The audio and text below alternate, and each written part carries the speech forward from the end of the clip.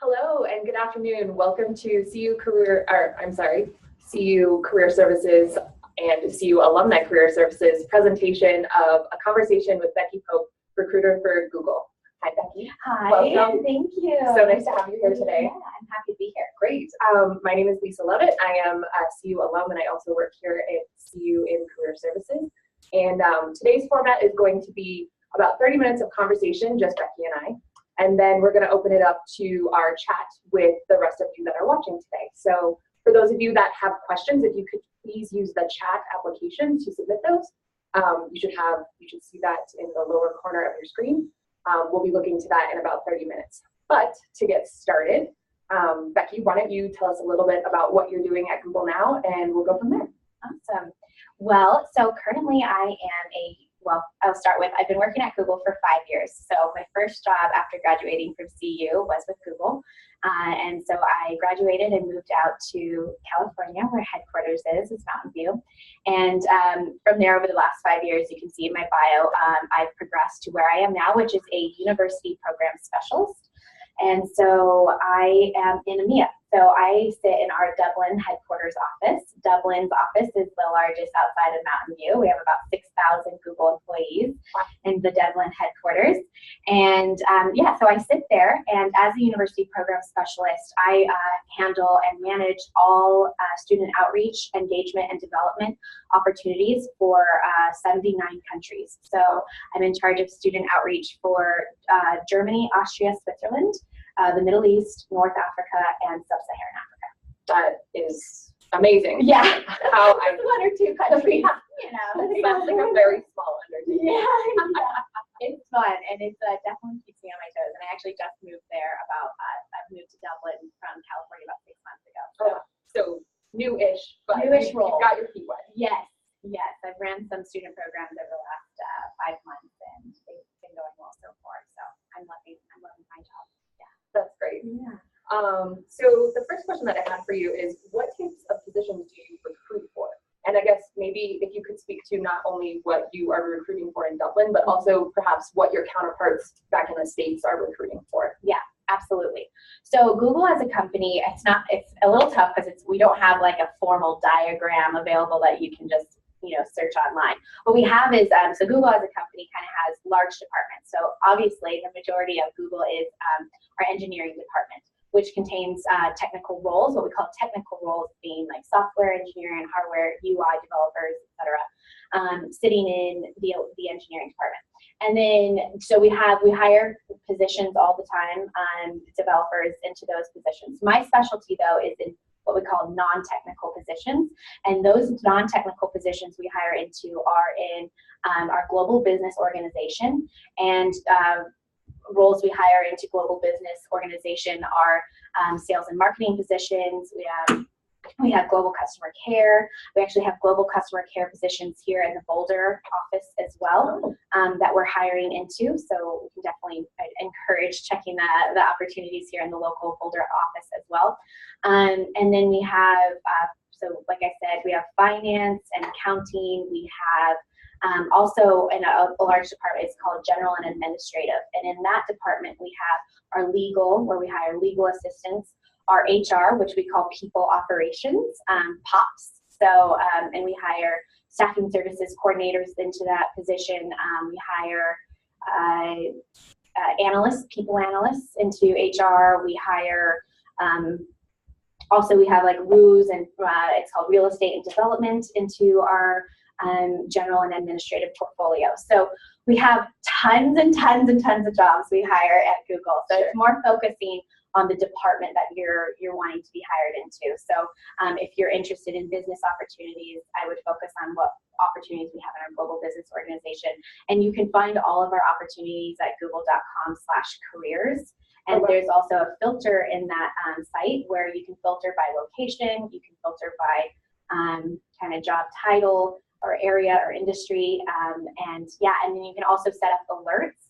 So if right now there's not a position, say in the Boulder office that you want, you can set up an alert, and when their position becomes available, it'll notify you and email you and say, this position just opened. So Very fancy. yeah, we love filters, and You are Google, so Thank the engineers. I had nothing to do with that, but yeah. So we do hire into hundreds of positions globally and domestically. That's amazing. Is there a way for people to see or understand kind of how that is all set up too? Like, is there a map or some sort of, this is this business unit, this is this business unit? Is there a way to understand that when you're looking at jobs, or is it just more based on job title and location? That's a good question. It's mainly based off of, like I said, we don't have a fancy map where you can see exactly what roles fall in what department, but typically our business positions, so our marketing roles, our global customer care roles, our Google technical services roles, our sales leads position for online partnership group, they all fall within our global business organization. So, I would really recommend just more looking, maybe typing into our search in the career site, maybe associate account strategist for Boulder, and that'll pull up all of our associate account strategist positions for our global customer care organization here in Boulder. So you just have to kind of understand where the positions fall in the department. Gotcha. And so, like I said, all the business positions are in our global business org, and then our HR, our legal, which we hire a lot of legal assistants, etc. That's all in our general administrative, but just more typing in might be what you're interested in filtering. Got it. Yeah, great. So tell us a little bit about how you got hired at Google, and how did your degree and experience help you get the job at Google? So yeah, I graduated, I won't say when, in 2012. I think it's in your bio. Yeah, darn it. Oh well. So I graduated in 2012 with a double major in international affairs and communication, and it was a very interesting story, because when I was going to university, I wasn't exactly sure what I wanted to do. I think a lot of people can identify with that. Yeah, I thought I knew what I wanted to do. I thought I wanted to be a lawyer, thought I wanted to go into PR, I thought I wanted to be a politician, you name it, I thought I wanted to do it. And so what I did throughout my career during university is just to undertake a lot of competitive internships in those fields to kind of eliminate maybe what I wanted, because there's just too many options. So I landed my senior year, I thought I wanted to go into PR actually. And so I took a marketing internship and realized that I didn't want to go into marketing. So I felt a little lost my senior year and started to go into that panic mode, like, oh my gosh, I need a job before I graduate. So I never thought in a million years I'd apply for Google. I just thought only engineers apply for Google. Like, no, they don't have any other positions or departments or anything. Right. So misconception probably about Google, right? Extremely, misperceived of what opportunities in the company. And we're a massive international company. I think over 150 offices and all over. And so I applied. My dad actually encouraged me to apply, and so Thanks, Dad. You're the best. So I applied and never thought in a million years I'd get an interview. But what did help was from my degree and background, I gained a lot of critical thinking experience through my major, a lot of understanding from being international affairs and world theories, like understanding how to problem solve and, like I said, think critically, ask tough questions, and from my degree. And then my internship experience taught me how to juggle multiple pressures at once. And I waitressed 4 years through college too, so there's a lot juggling going on. A lot of good customer service. Yeah, exactly. So I had all that experience. I applied, and my resume got to my sister's friend, who just happened to be a recruiter at Google. So, like we always say, it always helps to know somebody who is at the company. Very true. And so she looked at my resume and she's like, I know you thought you're thinking you want to go into PR, but have you ever thought about going into legal? And I had, but I just, had kind of dismissed it. And so she talked to me about the legal position, and I said, absolutely, I'll interview. And at that time, about 5 years ago when I graduated, we had about 7 interviews in order to get a position. Now, generally, there's only about 4 interviews. Do you feel like, hello, Yeah. I was through 7. I know. I'm just shocked I got the job, but I am so grateful. So I think how I got the job, it's not a straightforward answer. I think it was a combination of what I learned from CU, my professors, the help that I got in career services, getting my resume checked out, practicing interviewing, getting internship experience, maintaining strong academic record.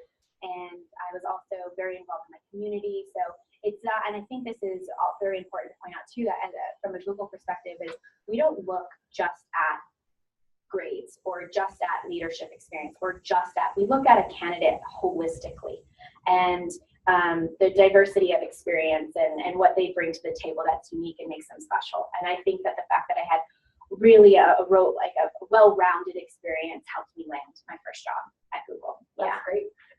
So you're just talking a little bit about your experience, and you transitioned to Google straight from university.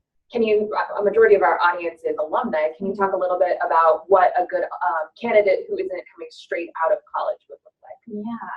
So, no matter where you are in your career, whether it's, you just graduated or you're a year out, 5 years out, 10 years out, I think identifying what position you're interested or what positions interest you at Google is really important. So that takes research. So understanding, how Google operates as a company, how we make our money, through AdWords and search results, and so understanding really how Google works and what positions we have available, and then starting to gain experience that is necessary for that position. And it doesn't have to always be direct, but also understanding maybe some positions or experiences you could be getting currently that provide you transferable skills into a role. So if, for example, you're interested in a sales position at Google and you're 3 years out of school, but you don't necessarily have any sales, experience, maybe going out and trying to get some sales experience, or understanding that if you worked in, a t-shirt shop on Pearl Street, that's sales experience, and so understanding, applying what knowledge you do have, filling the gaps for where you need to gain additional skills, and then, really just trying to definitely apply online. It helps also to LinkedIn search, try to find some people who work in the area, maybe ask them to coffee, see if you can, research anyone who works in the Boulder office here, have coffee with them. I think also a plug for the CU alum who might also be working there. Check them out on LinkedIn. Yeah.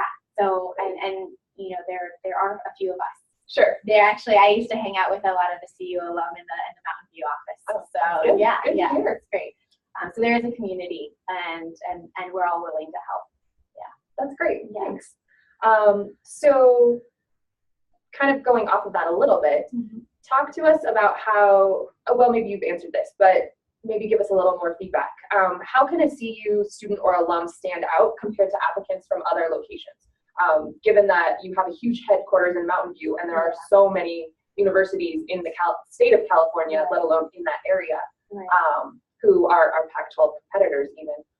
How can students and alum from here kind of show you what they've got? It's a great question. So I think one of the keys is being flexible. So, as a candidate. And like I said, when I first applied, I thought that I wanted to go in one direction. I ended up working as a legal assistant for 3 years. So you can stand out first by obviously having your resume tailored and demonstrating your skill sets that match the minimum qualifications or the preferred qualifications of the job that you're interested in.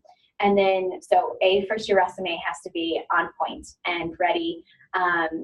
We generally suggest 1-page PDF versions of your resume. Is that true for all levels? All levels. Wow. Yeah. Well, it depends on the additional years of experience. So I would say maybe under 5 years of experience, maybe 1 page. One front page. Okay. Yep. That's all. Yeah. We want to keep it. We want to see your your education section, your your relevant experience section, maybe some highlights that, special, make you special, hobbies, interests, achievements, etc. But yeah, you can really highlight a lot with a little. And so being succinct and yet poignant in what you're trying to get across. A resume is a handshake. So that's how you're introducing yourself to a recruiter. So it's really important that the most important information is that on that one page. And so from there, as a recruiter looking at, a stellar resume that, is very direct, then we would be interested in having a call with the candidate. Mm-hmm. And then from there, we would either pursue interviews or not pursue interviews. And at that point, I think if you get the call from the recruiter, that's the best part, is showing your flexibility, because a lot of our positions are going to be based in California. Mm-hmm. And so being flexible to maybe relocate.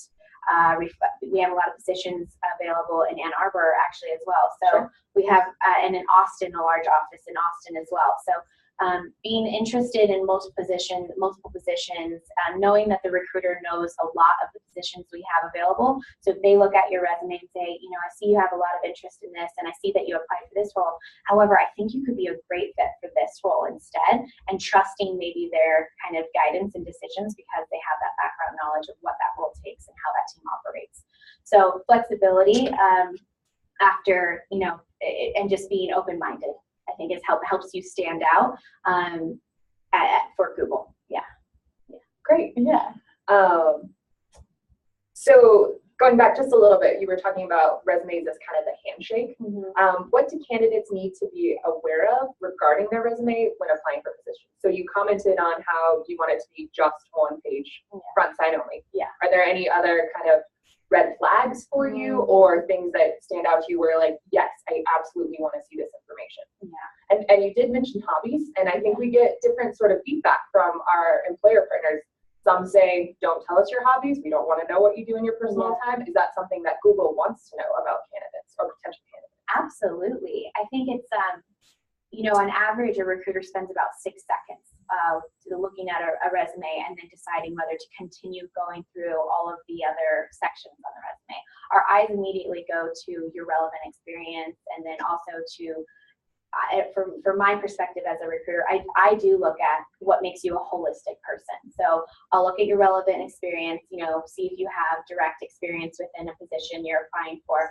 And then I also want to see what makes you stand out as a person, what makes you unique, what makes you googly.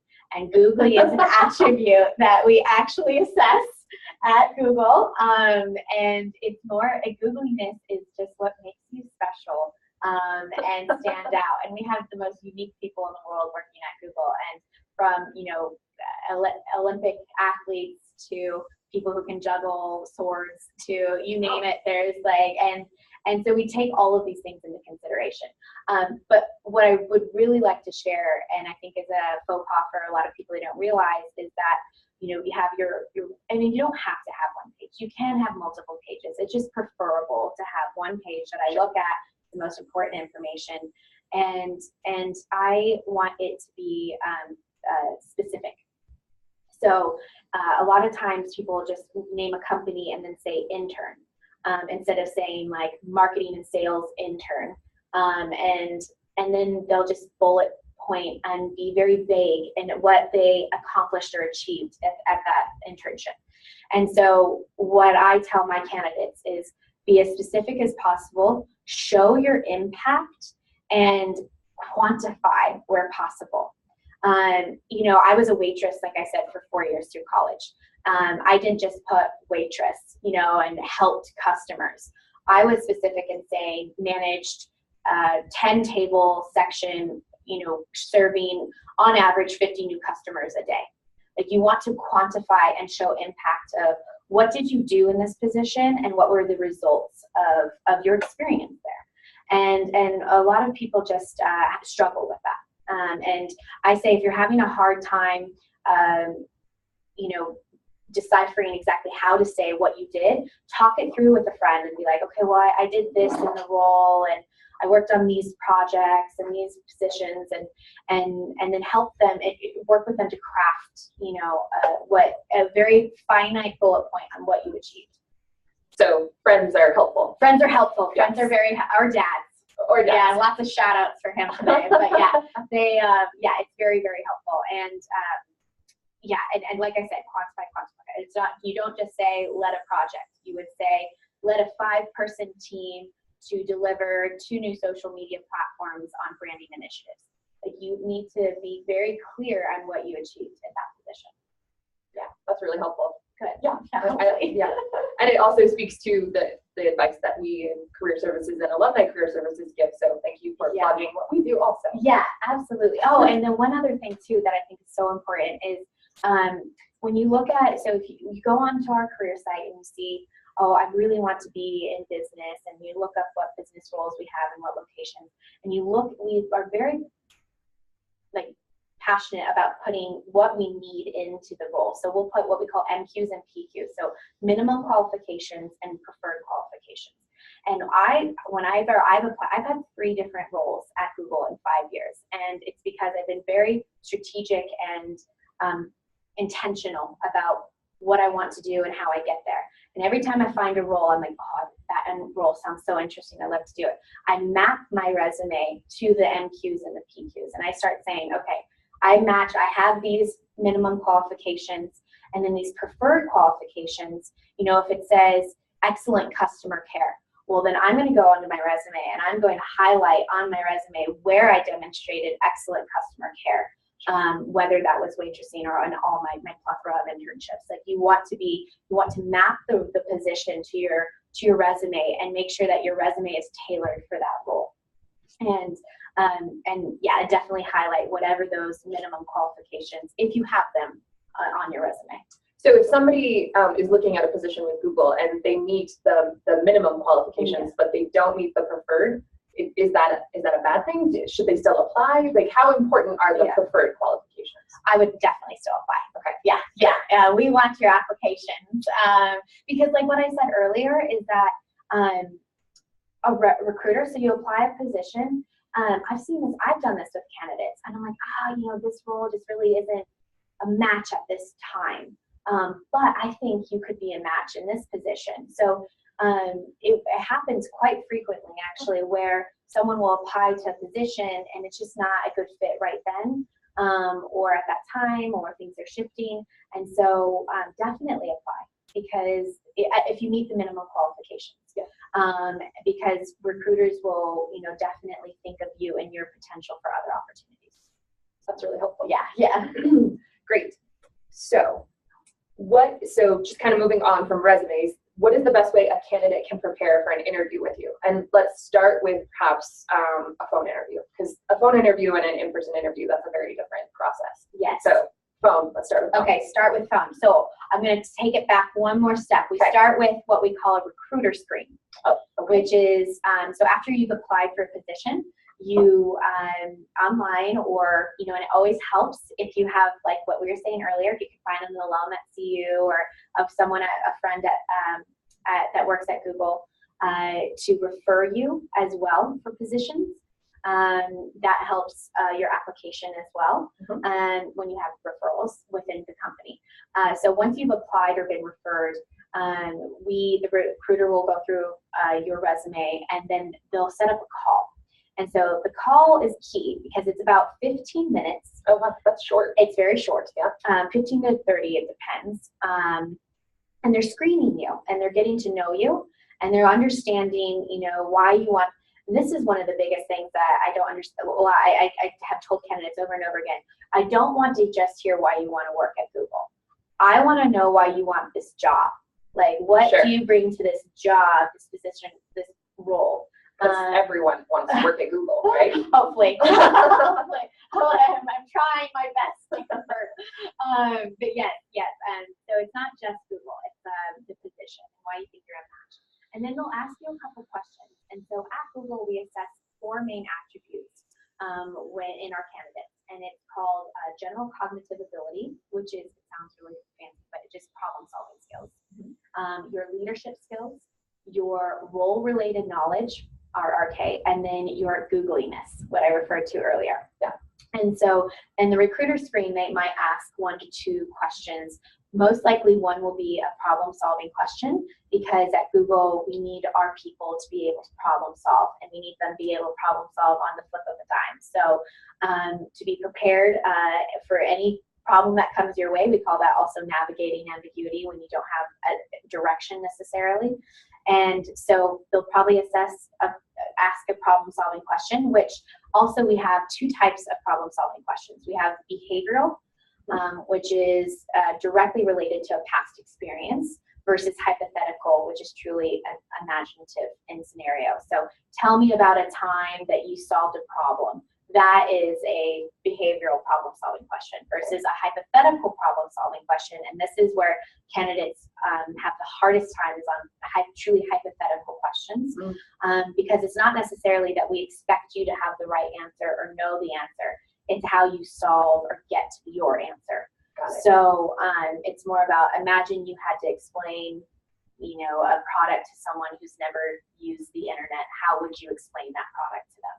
And say Gmail or something. And so it's not that necessarily you know how to do that, or you've ever had to do that in your past, but it's about, okay, asking clarifying questions, really fully understanding what the interviewer is getting at. I always tell, even in recruiter screens, say, jot down your thoughts before going immediately into responding. That's showing the recruiter that you have the ability to be prepared. It's called, we actually assess that they are able to prepare before answering. So, because a lot of the questions we ask are 2 parts, tell me about a time you created a process to solve a problem, and what were the impacts of that result or something. And so that's 2 parts. So taking a moment, writing down those 2 parts really quick, taking a breath, and then going into it, asking clarifying questions if you need to, and then really, for those really truly hypothetical questions, it also helps to apply the STAR method, which is situation, task, action, and result. And so, using the STAR method to help you frame your response is very helpful for our candidates. So you don't just go in and get nervous and go down a rabbit hole and everything. So the recruiter screen is kind of the initial step to understand you have the problem-solving skills that are a basis for what we need at Google. And then they'll probably ask a more lighthearted question around, getting to know you and what you like to do and what you can bring to the role. And then after that is when we go into you usually have 2 phone interviews, 2 30-minute, 45-minute phone interviews back to back, and then we usually have 2 on-site interviews where we'll fly the candidate to wherever the position is, and you'll meet with the business directly, and you get to have lunch sometimes, and get to see the office and everything. That's cool. So you get to tour the campus? Well, as long as, most of the time you do. So most of the time, sometimes, it's really rushed and everything, but yes, most of the time you get to see things. That's really cool. The culture and our ping pong rooms and the gyms and everything that we have. So, yeah. Do you guys throw any kind of curveball questions, like there's a dog and 15 tennis balls, and how do you make him leave the room with only 5, or those weird sort of questions? We call them brain teasers. Yes, brain teasers. Yeah, brain teasers. That's actually a myth. So a current myth. We did used to apparently ask those questions. I feel like I've read about you. Like how many ping pong balls in a 747 or something. No, we don't ask those questions anymore. So they're going to be, like I said, based on those 4 attributes. One of your interviews may be focused solely on problem-solving questions. One interview will be maybe around your leadership experience, when you've had to step up to the plate, when you've disagreed with someone, and how did you handle that scenario? When you failed, how did you handle failing? Leadership type questions. And another interview might be focused more on your Googliness and what makes you special and unique, and that you are ethical, and that you value your customers, and you always put the users first. Those are values core to Google. And also then your role related knowledge. So those questions would be, if you're interviewing for a sales position, they're going to ask you about your some sales questions. And again, you don't have to be an expert on AdWords or all those things, but you do need to have a general knowledge if you're going to be interviewing for a business position. That makes a lot of sense. Yeah. So I think we probably only have time for a couple more questions before we open it up to chat. But I think one thing that I would love to hear are some of the biggest mistakes you've seen candidates make. We've talked a lot about what they should be doing. So what have you seen people do not so well that you can share? Yes. The juicy gossip. Right. Yeah. So I would say probably, I'll go back because I genuinely mean the inflexibility. If you know exactly what you want to do with your life and you know the position, I say don't settle. You do that. If you know you want to be a marketing manager, then be a marketing manager. But if you're still kind of figuring out, exactly where it is you want to end up, I say candidates need to be flexible and open-minded, because at Google, it is what you make of it. Your career is what you make of it at Google. I call it managing up. It's taking control of your career and being responsible for hitting your targets and doing what you need to do, and networking and taking advantage of all the perks that we have. And then taking the steps that you need to take in order to be where you want to be ultimately. At Google, it's not necessarily a ladder. We call it more of a jungle gym in Sheryl Sandberg's words. Yeah, your career is definitely more of a jungle gym at Google. So sometimes, like for me, for instance, I started in legal thinking maybe I want to be a lawyer, and then I realized I didn't want to be a lawyer, and so I made a move over into HR, and then I moved up in HR. So it's not a direct link. And so candidates who are really inflexible and just very rigid, and that's okay. It's just that your path will look very differently than others. And I think humility is very important as well. Teamwork, collaboration, conscientiousness. I think those are things that make our culture and our roles and teams so successful. Is you could be the best at what you do, but if you stepped on everyone to get there, you probably won't fit well at Google. So teamworking, hardworking, humble, passionate person. So it's not so much about what candidates do that are mistakes. It's just finding the right fit, and match. Because we want people who want to be at Google, sure, and we want that same for them. We want it to be a mutually beneficial agreement for people to work with us, and so we want them to be happy, and we want them to be happy with us. So cool. Hopefully that helps a little bit answer. Yeah. It was a very nice politically correct way of addressing the question. So good job. I was in legal for a while. That's true. You were very silly. So tell us, what's the best thing about working at Google in your opinion? In my opinion, besides all of the free food, we call it the Google 20, where people gain 20 pounds because there's just food within 100 feet of you at all times. And that's true of every location. And every location. Is it every floor of every location? Okay. So we call them MKs or micro kitchens, and they're like the building.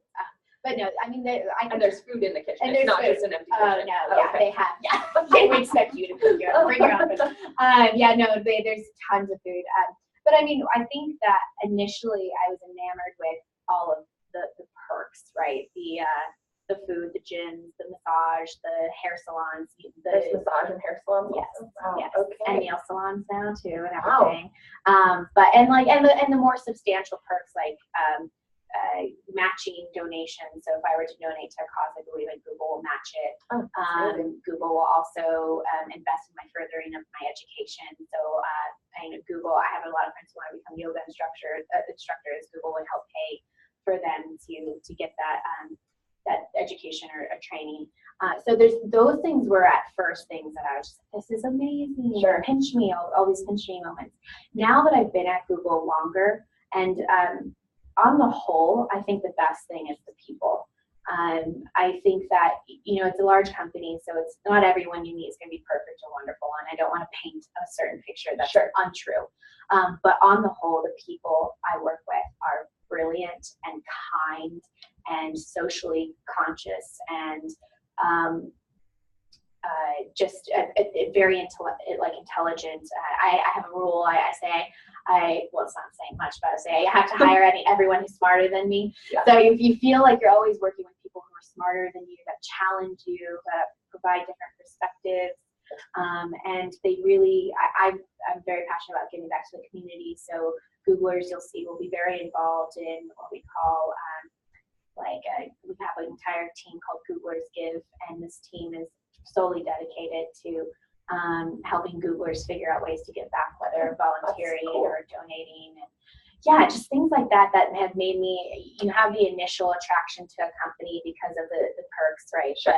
But long term, and what keeps me excited about this company is the people and the leadership that I have been exposed to, and their vision, and how just conscientious and caring they are. That's so cool. Yeah, they're really good people. Well, I think that ends pretty much our section of this, our conversation. So I'm going to open it up to the audience to start submitting questions to us. So while I take a minute to see what questions are up there, maybe you can start with, if you're willing, describing your googliness. Oh gosh. You've mentioned that people have had to talk about their googliness. Yeah. So I don't know. Are you comfortable? Yes, of course. Okay, great. Of course. So, oh my gosh, what makes me googly? I think that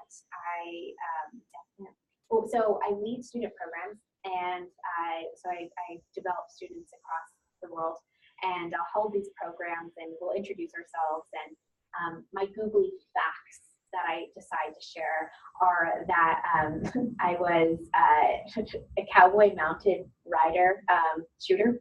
So I used to race horses around barrels and had 2.42 calibers and would shoot targets. That is amazing.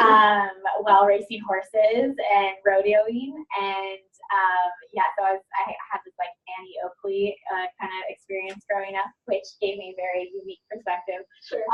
And then also that I was an all-American cheerleader, and invited to Europe to perform and stuff. So it's like fun things that they don't have to be necessarily achievements, but just things that kind of shape your background and give you a different perspective you can bring. So those are some of my fun facts. Googliness sounds, I guess I have a better picture of what that means now. Yes. Thank you. It can be anything, but yeah. Great. Well, our first question from the audience is, does GPA matter for undergraduate students looking for an internship or for recent grads? Okay. So the internships that we offer at Google, unfortunately, you still need to be a student in order to qualify for an internship at Google. Okay. So those students are usually in what we call their penultimate year. That's a great question. Thanks for asking. So it's usually the year before you graduate, you're eligible for an internship with Google. But if you've, and yes, GPA does matter for internships, but it's not, going back to where I initially stated, we look at candidates holistically. So even if your GPA isn't necessarily the best, or above, I don't know, 3.0 or anything, we still look at your experiences, your achievements, and kind of that you're just a well-rounded individual. And so if you're a graduate, we kind of look at, I don't think we even request GPAs any longer after 2 years of work experience. So up until your second or third year out of school, we'll still ask for your GPA, because if you only have 1 to 2 years of work experience, we're still kind of looking back on, how you were able to juggle and manage multiple priorities during university. But only about after, I think it's 2 years. After 2 years, we don't request your GPA anymore. It's either 2 or 3 years. Yeah. So in regards to GPA mattering, I think that we're more concerned about your ability to handle multiple requirements of you and your time management that you've able. So if you do have a lower GPA, that's okay, but maybe show us how you compensated by, maybe you had 2 jobs, or maybe you were in sports or athletics, or just sharing kind of your whole picture on your resume, so we can have some context. Yeah, great, thanks. So the next question is, what if you believe that you are well qualified for a position, however, it's in Mountain View and not in the Boulder, Colorado location? Is it possible to work from Boulder and accomplish the position that's in Mountain View, or are the positions very separate based on location? That's a really great question as well. So generally, if it's listed in Mountain View, that means that's where our head count is. So we just have only that position available in that location. What we have seen, however, is that you gain experience, you take that position, maybe you make the move, and you work in that position for a couple years. After you've been in that position for 1 to 2 years, it's very common for people to transfer either back to Boulder office. It always depends on the role and your manager. But I often see candidates getting a job, maybe making that initial move, and then after gaining some work experience, they either move into a completely different role in Sydney, Australia, or they find that their manager is willing to let them keep their position and relocate back to Boulder. So it's a case-by-case scenario. It's not black or white, but it is possible to move, get the position, and eventually come back with that same position. Yes, but let's say there's not like a work remotely option. If it's in Mountain View, you're going to Mountain View. I think that's something that I would say most of the time, yes. Okay. But that is something you can ask in your interviews. So if you're interviewing for a position and you say, I know and understand that this position is in Mountain View, would it be an option to work here in the Boulder office? It's definitely worth asking. You can, but most likely they're going to want you to relocate. Gotcha. Yeah. Okay, great. Thanks for that question. Yeah. All right. Can you outline the options that are available for internships under categories operations and product management for students pursuing their MBA? So I guess, are there internship opportunities for candidates pursuing their MBA? Yes, absolutely. I'm not an expert in our internship department in the States, but I do know we have an MBA internship. I think applications are either open or closing soon. So go online to google.com/careers/students. And there it'll outline all of our internship opportunities, or it will notify you if the applications pool have been closed or not, and hopefully outline, I think, when they'll reopen. But yes, we have internship opportunities for undergraduates. So like I said, the penultimate year, so their junior year. Sorry, I just went into my European. I was like, what would penultimate? It's a year before you graduate. Okay, that's what it means. But in Europe, they have a whole different system. So it's usually your junior year that you would apply for our Bold internship program, and you always apply in the fall. So you would apply. Applications sometimes open, early September. They go through, either 6 to 8 weeks. They'll be open. And then you will be interviewed. Usually you have 2 interviews for the undergraduate internship Bold internship program for you to then intern with us the next summer. So if it was 2017 that you applied for a summer 2018 internship, the idea is then you would go back to school, finish your senior year, and if you performed well in your internship, then we would provide you an offer, and you would come back and work for Google after post-graduation. Oh, wow. So that's how the undergraduate internship works. For MBAs and PhDs, that's not my specialty. I'm not exactly sure, but I do know we have MBA internship opportunities. And are there also PhD? PhD. Okay, wow. Yes. And when I go to the Google website, is that clear for me to see? Like, is it separated out? It should list everything that is open and available right now. So if it's not listed, it's probably not open. But it will say clearly MBA or PhD. Okay, great. Yeah, or Bold internship, which is our undergraduate. Yeah, and then again, like I said, I specialize in non-technical positions, so all of our sales, marketing, support, legal, etc. If you're interested in engineering opportunities, there's hundreds of, and they have their own different internships, and I think they have more internships on the technical side. So definitely look it up on our career site, because they will list, like I said, all of our internship opportunities there. Great. Yeah. I'll give you a minute to take a sip. Actually, following up to that question, the new question is, do you offer any part-time internships? And then in addition to that, what's the typical time frame or time commitment for an internship? Is it just full-time during the summer, or are there opportunities throughout the year? What does that look like? Yeah, again, good question. We do not have part-time internships. It is a full-time internship. You are paid and compensated. So what would happen is you would apply like now if the application pools are still open, like I said, and it's usually 11 to 12 week internship during the summer of 2018.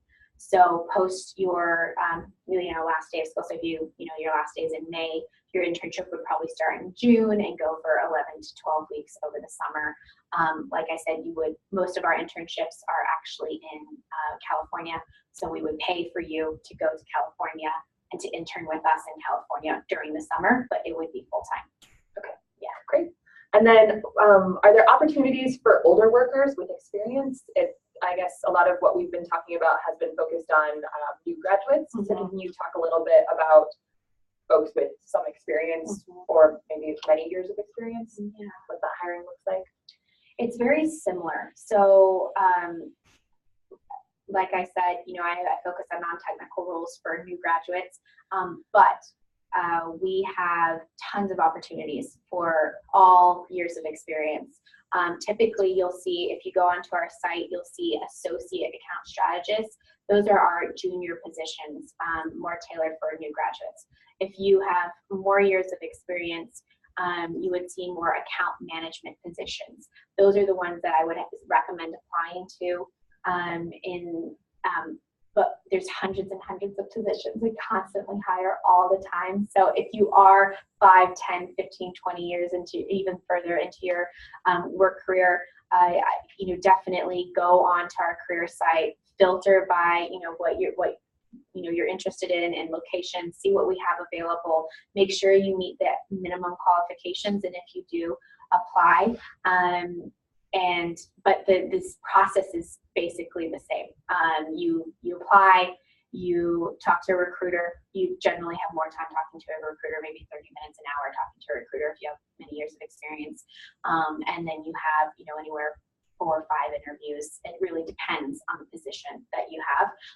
But it's going to be generally the same as well. They're going to be assessing whether your general cognitive ability, your problem solving, role-related knowledge, leadership, and Googliness. The one thing I will say though, for the difference between people with a lot of years of experience or multiple years of experience versus new graduates is no matter where you are in your career, the problem solving skills have to be there. But what changes is the role-related knowledge. So if you are a new graduate, we're going to be a bit more lenient on our expectations, obviously, on your role-related knowledge and skills, since you probably have 0 years of work experience or a few years of work experience, versus someone who's been in the industry for 10 years will definitely want to see a lot more role-related knowledge and probably ask more questions in relation to that attribute for anyone who has additional years of work experience. Great, thanks. Are you good? We're going to keep going. Hi, I'm ready. Let's go. All right, next up, would you be able to comment on the European panorama, opportunities, differences with the U.S.? We actually have somebody who is living in Ireland that is tuned in, so. Oh, wow. Hi. Hopefully we can meet maybe. So the differences and opportunities. So in America, obviously our headquarters is Silicon Valley, so Mountain View. So we have most of our American opportunities are going to be located in California, or some other offices like Ann Arbor or Austin, New York as well, pretty large offices there. So most of the time, we're asking our new graduates or people to relocate to those locations, because it really depends. The location, the office site usually specializes in a certain department. So Boulder has been historically an engineering office. So more of our engineering positions are going to be in Boulder, whereas a lot of our sales and marketing positions will probably be more out in California. The same similar structure is for Europe. So Dublin is our EMEA, and EMEA stands for Europe, Middle East, and Africa. Headquarters is Dublin. So we ask a lot of times our applicants across Europe to relocate to our Dublin office or to actually our Poland office. But there are offices clearly throughout Europe. Zurich, for example, is one of our larger engineering offices, so a lot of our engineers will work there.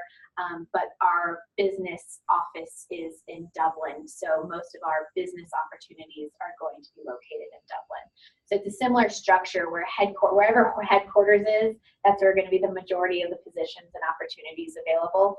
And then these smaller remote offices like Boulder or Paris or whatever, they're smaller offices, but it is possible for you to get to those smaller offices. You just generally work in the headquarters for a few years before being able to relocate. Yeah, very cool. Yeah. So definitely apply to the Dublin office, and we can have lunch or something. That would be fun. All right. Do you still hire new graduates if they did not do an internship with them? Absolutely. I didn't do an internship with Google, and so what happens is, it helps to get an internship with Google, obviously, because we have tested your interviewing skills and have seen directly your work skills and how you fit in the culture and everything. But you do not need an internship to work at Google. What I would say, though, is where you are in your, always think projected and think ahead. So if you are in your senior year and it's fall time, I would start thinking in September, October of 2017 for when you graduate in 2018, and maybe we'll interview in the fall of 2017 for anyone graduating in May 2018. Oh, wow. We'll do that. So you could be interviewing right now for a position, and we'll give you an offer now, and you haven't even graduated yet. So that's how I did it as well. So no, long story, you don't need an internship to work at Google, but definitely be thinking ahead, because the sooner you apply, like now, the more opportunities we have. If you wait longer till April, May to apply, we've probably filled a lot of our positions for new graduates. That's really helpful to note. Yes, yeah. You don't want to wait to a month before graduation to apply. You can, and people still get jobs all the time, but it's just a recommendation to apply earlier. Got it. Great. So this is another question. If I'm currently working as a server like you did, what skills transferred the most from your serving experience to Google now? That's such a good question. I would definitely think, a couple skills. I gained a lot. I'm sure you have too gained a lot of skills from people skills in particular. Yeah, exactly. Keeping a smile on when things don't go great. But I would say juggling multiple tasks at once, and because as a server, you have one table that's needing drinks, one table that needs their food, one table that needs their bill, and and then more people are coming in, and you usually have some sort of customer service you're trying to hit. So juggling those comparing tasks and needs without losing your cool is really important, because every day at Google, I'll give it to Google, I'm never bored. I am never bored. And sometimes I'm just like, I just want something to stay consistent for, like a week. Yeah. But they'll be like, actually, we're going this way now, and we're going to switch strategies here. And it's a very agile company. I'll give it to them for that too, because even though they've grown so much as a company, with, I think we're about, 50, 60,000, or 70,000 full-time employees, we're still a very agile company. So you have to be willing to move quickly and think on your feet quickly and problem solve quickly while making good decisions. So it's not necessarily that you're just making the quickest decision, but that you are also thinking long-term impact and stuff as well.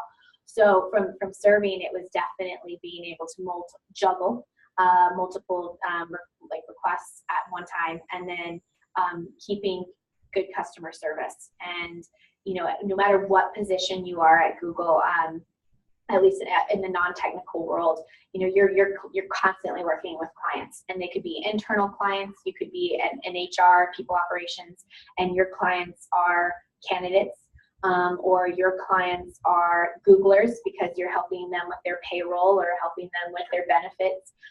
So the client is the Googler. And business, obviously, that's you're selling to clients, so external stakeholders. So being able to put the customer first, which you are constantly doing in restaurant business, the customer is always right. So you're always doing that every day at Google, and you're needing to be on your toes and be agile. Great question. Yeah, really good question. Yeah. All right. Is there anything wrong with applying to multiple jobs at Google? No, not at all. So I think we did just put a limit though. I think you're only allowed like 10 jobs per month or something now that you can apply people for. Who apply for hundreds a month? Yes. Okay. Yeah. I've seen it all. I love it though because it's a very thoughtful question to ask, because you're thinking, oh, I don't want to come across as I don't know what I want to do, or I'm not intentional, or I'm just willy-nilly. So it's a very thoughtful question to ask. I think though, if you find multiple positions you find interesting, that you meet the qualifications for, apply. And because there's probably a bigger thing going on between those positions. And I think a recruiter will see that theme and be able to be like, okay, there's obviously a skill set here that this person probably has, and that's probably why they're interested in these positions. So definitely apply, but I do think there's like some sort of limit of like 10 per month or something now that you can apply to. Got it. Yeah. All right, so it looks like we have time for one more question. Okay. You ready? Ready. Ready. Get ready for it. Really fast. I know, I agree. Yeah. And thank you all so much for the amazing questions. Yeah. They just keep flooding in, and it's really great to see you guys engaged with us too. So it feels like you're in the room even though there's just a few of us. So, all right, last question is, what is the craziest thing that has happened at Google during your time there? Oh gosh. Okay. It's kind of a funny question. I have a funny answer, but I don't know if you guys know the movie The Internship. Oh yeah. So The Internship was filmed on Google's campus. At the Mountain View. At the Mountain View campus, and that was when I was working. It was my first, my legal job, and I tried so hard to get into like every scene in that movie. Like, I'm pretty sure you can see my head just like always. Really? I don't know. I was like on bushes. I'm peeking out of. Like, I'm faking playing volleyball, you know. And stuff. So if I rent that movie tonight, I can go and I can find you. See me. Yes. Yes. I'm watching it in slow motion. Yeah. So flash is gonna be bored. But yeah, that was probably one of the craziest things that happened, because when they start making movies about your workplace or what you do and your culture and stuff, it's kind of a pinch me moment. But there's a lot of crazy things that happen all the time. It's so fun. The campus is just we've had presidents come speak to us. We've had foreign ministers, the UN Council. I hung out with Brad Paisley one time. I also hugged Brandy once, and she said I have a very bubbly personality. Mm-hmm. So those were some crazy things that happened to me. Not that I'm proud or anything. I did stalk a bachelor one time. Oh, wow. He came to visit and had lunch at a cafeteria, and us girls were like walking around with the trays, trying to not be obvious. We were very obvious. I'm sensing a theme of you walking around. Yeah. That is not a good image I really want to put out there, but we're family. See you, love my family. So so it's constant craziness in the best way possible. But the movie filming was definitely a lot of fun to try to be a part of. So I didn't get chosen, but as an extra, so I just enforced myself. Yeah. Persistency. Yeah. But yeah, thanks so much for the questions though. Yeah, it was really good. Well, and thank you so much for your time today. This has been really fun, and like you said, this hour flew past. Yeah, so really fast. Thank you guys again for tuning in today. We really appreciate your time, and I think is there anything else we need to say to the group, except we're really pleased you're here, and we hope you tune in another time. And Becky, thank you again so much for your time. Yes, wonderful. Thank you so much. Bye guys. Bye.